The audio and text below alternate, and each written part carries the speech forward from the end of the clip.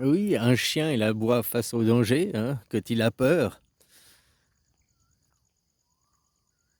Trump, il a peur de Zelensky, alors pas de Zelensky lui-même, mais de l'Europe, de ce qu'il y a derrière Zelensky, c'est-à-dire toute l'Europe, hein.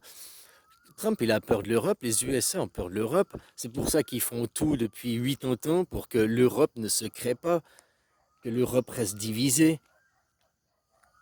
Parce que si l'Europe, elle se crée, qu'elle s'unit vraiment autour d'une démocratie, une vraie Europe, hein, démocrate, alors les États-Unis ne sont plus les numéros un, ils sont morts, quoi.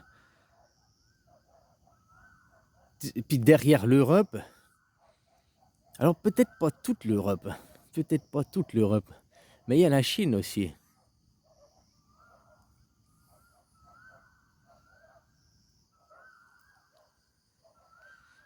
Alors voilà, le chien, il aboie quand il a peur, il aboie quand il est aux aguets, il aboie quand il y a du danger, hein.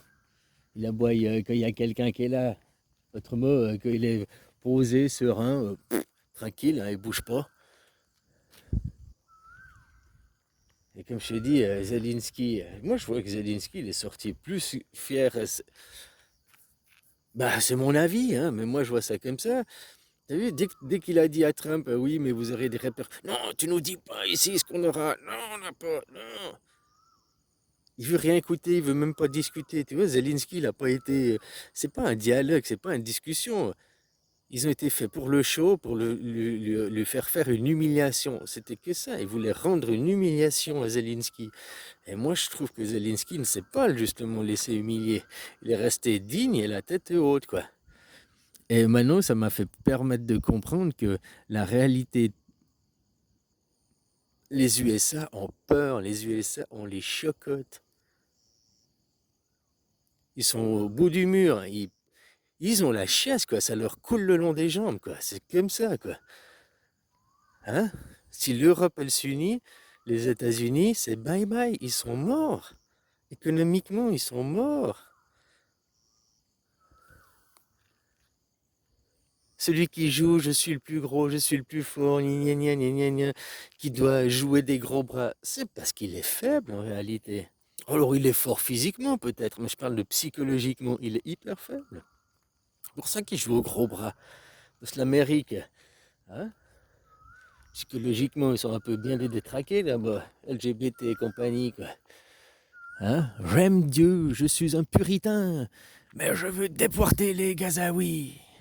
Ça, j'aime bien aussi quand Trump il dit à Zelensky, ouais, tu joues avec la Troisième Guerre mondiale, tu joues avec la vie de millions de gens. Ah, il pourrait faire le même discours à Netanyahou, hein. Ce qui se passe en Israël, c'est aussi les prémices d'une Troisième Guerre mondiale. Et puis, ça risque plus de péter au Moyen-Orient, avec l'Iran là et tout, que la Russie envahisse l'Europe, hein. Parce que la Russie, ils ont été clairs, eux, tout ce qu'ils veulent, c'est libérer les russophones. Après, c'est la propagande qui dit non, ils vont venir jusqu'à chez nous. Parce que eux, ils veulent jouer sur vos peurs et eux, ils veulent créer l'armée européenne. Hein? Donc, ils ont besoin de ça. Pour ça qu'ils font pas arrêter la guerre, c'est utile. C'est utile pour que eux, ils aient leur armée aussi.